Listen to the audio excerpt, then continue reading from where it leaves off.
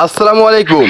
আপনারা অনেকেই কিন্তু আমার ইনবক্সে আমার কাছে টাইগার মুরগির ভিডিও চান যে ভাই আপনার যে টাইগার মুরগিগুলো আছে তার একটু ভিডিও দেন।